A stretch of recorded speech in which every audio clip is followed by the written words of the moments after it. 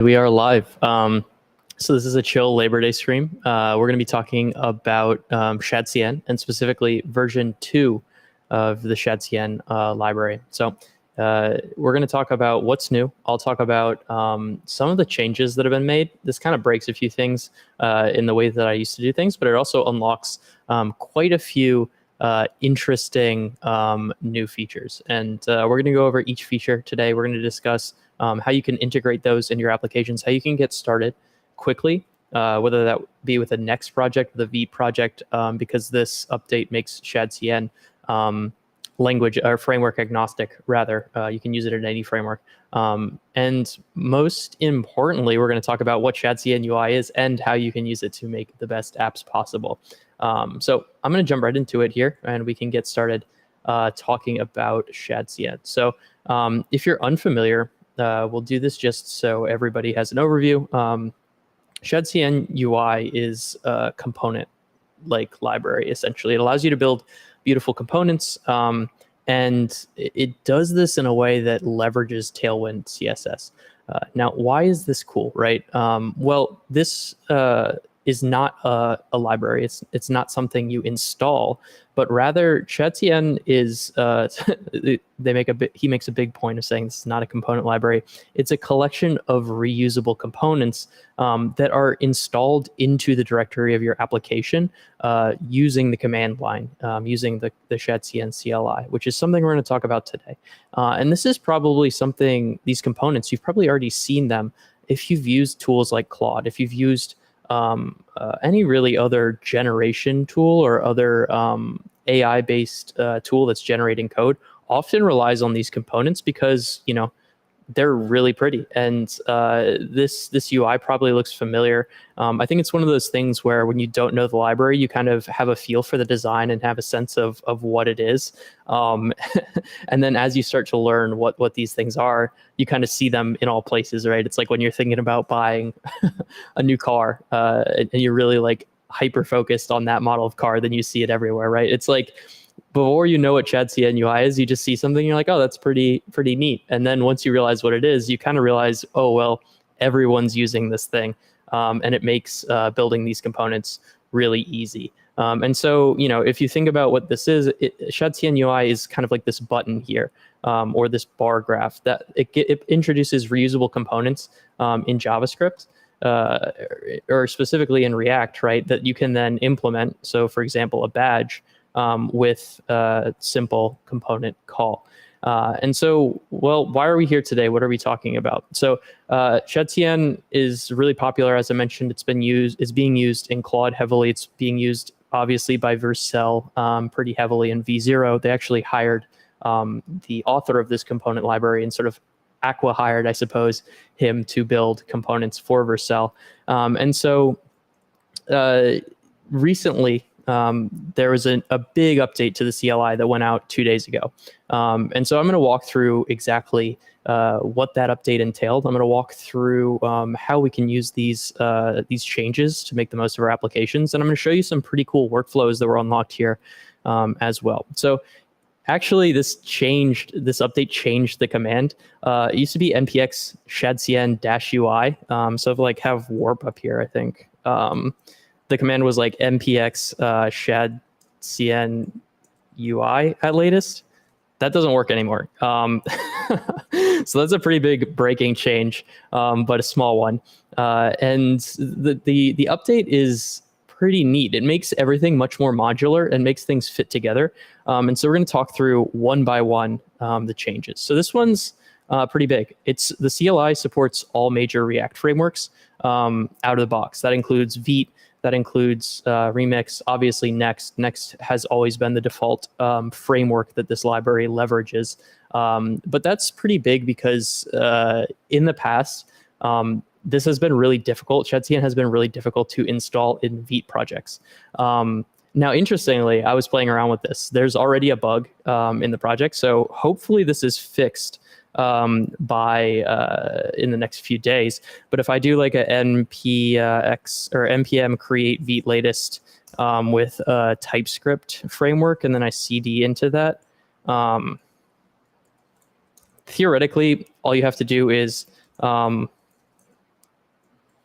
install Tailwind, and a few other things. But what ends up happening is you get here. I'll just use natural language. Install Tailwind and all dependencies.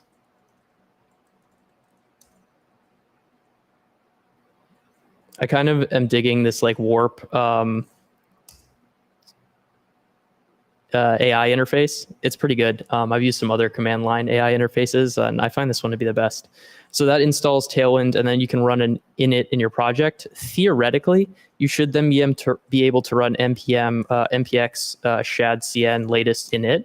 What I find though is that this breaks on the validating Tailwind CSS step, and that's actually validated in GitHub. So I was reading through this GitHub issue, and it looks like this user here 19 hours ago was seeing the same thing with React Feet. So currently there's a bug where the initialization step breaks in certain Vite frameworks, or certain frameworks, Vite included. The fix actually is to add these 3 lines to your configuration project. So if I did like a code dot here, I'll open up Cursor. And then what you'll see is if we go into source index, I'm actually like using Vim stuff for the first time. So bear with me if I do something silly.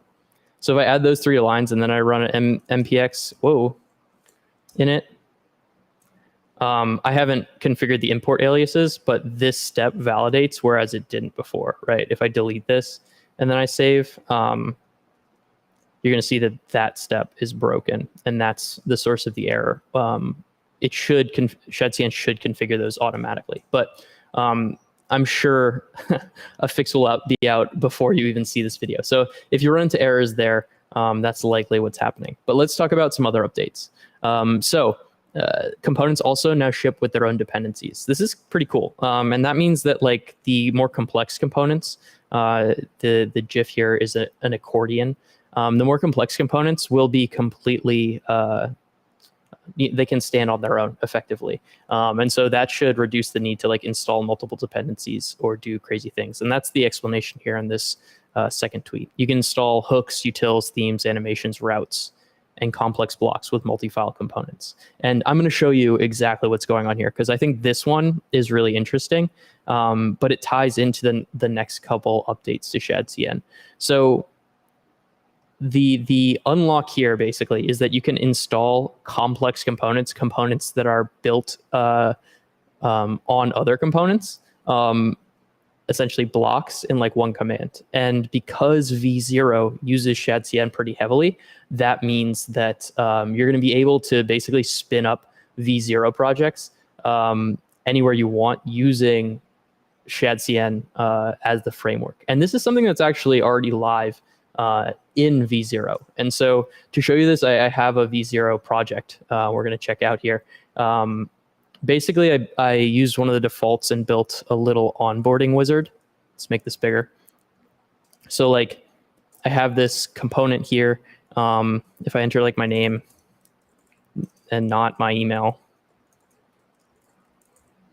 you can kind of walk through an example company onboarding. And what you'll notice is that if we click install, Vercel is using shadcn by default here to add that component. And so if I go to Cursor, if my window will open, actually we'll go to warp and we'll cd ... Say I have nothing in this folder. This is also new. Shadcn can basically create an entire project. So if I just run this command, npx shadcn latest add, previously that would fail because there's no next project in this folder. But now if I hit Y, it'll actually just kick it over to like the create next app command.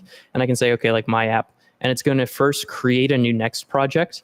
And then second, install that v0 block into the project. So this is pretty cool. So we'll go through those steps real quick. And if you have an existing Vercel project, if this is an existing next folder, oh, whoops, something broke, man. Oh, looks like the token broke. Let's refresh that. apparently these expire every now and then. Good to know. And so if you have an existing, so we'll create a new RM, RF, my app. It always breaks for the demo. I promise I did this one beforehand and it worked.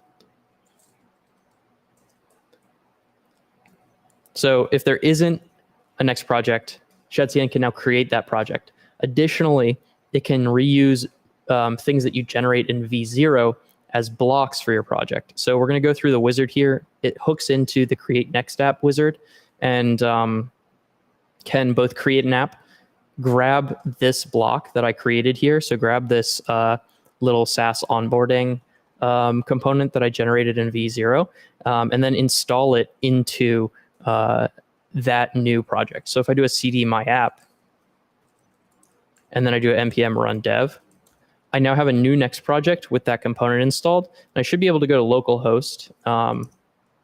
And it's not centered because it's effectively a block, right? But I could create, but now I have the exact same thing that I had before, right? Which is the V0 project. And so this is really interesting because it like takes V0, which effectively can be used to create artifacts, and hooks it into local projects. So you could imagine a workflow being, okay, well, like I want to add this thing to my app and I don't want to just use Claude. I want to use something specifically built for generating beautiful code, and Vercel's really good at that. So I use V0 to generate these components. And then when I'm done, I run an npx shadcn, install this into my existing next project. And now I sort of have those components in my next project, which is pretty neat. I got to say, I think I might start using this for certain flows. It's pretty slick. That also means you could install it in things like Replit. Shameless plug there.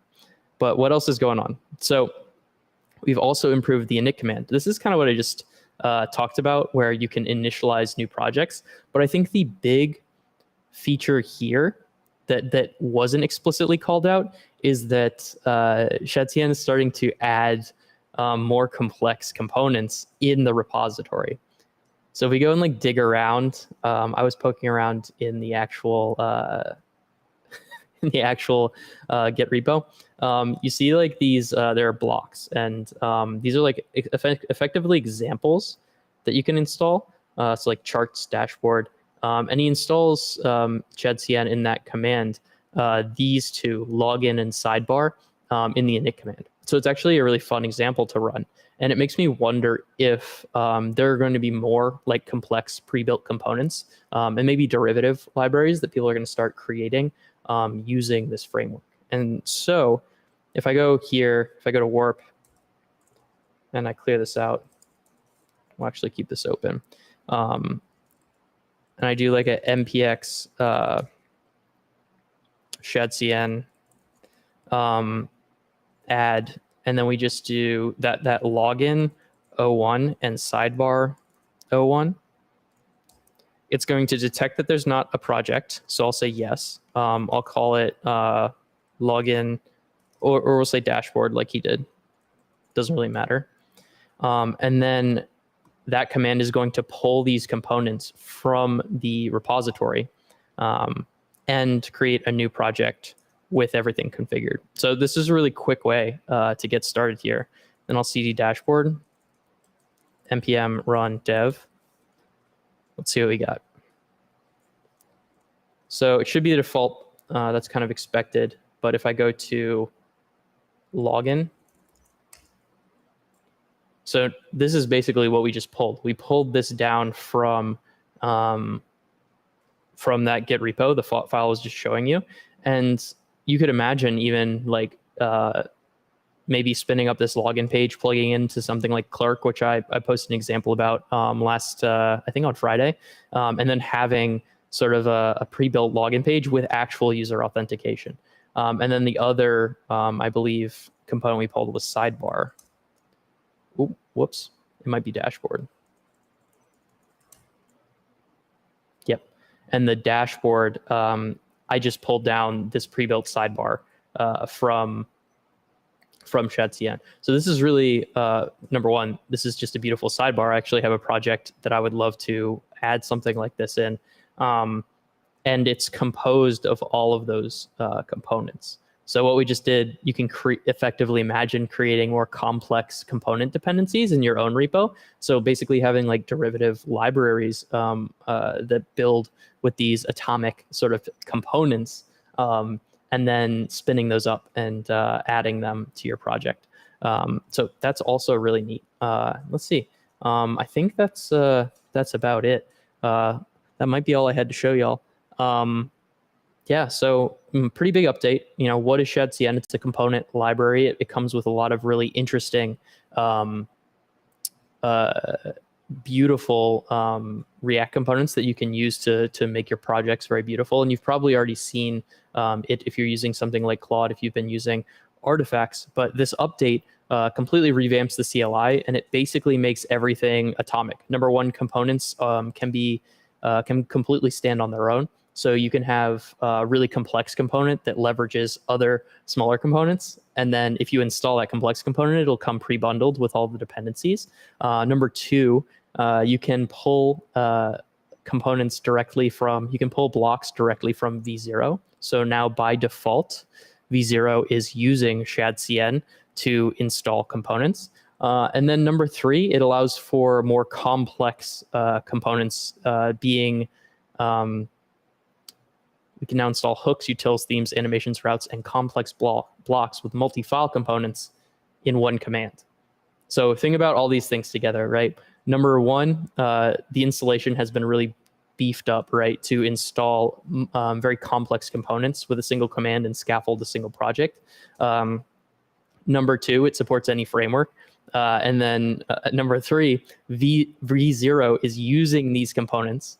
Oops, I just bumped my mic there. v0 is using these components by default to create new projects. And like, what does that mean? Well, it means that this is much more like a framework for configuring and installing and instantiating these beautiful projects, and much less about the components themselves.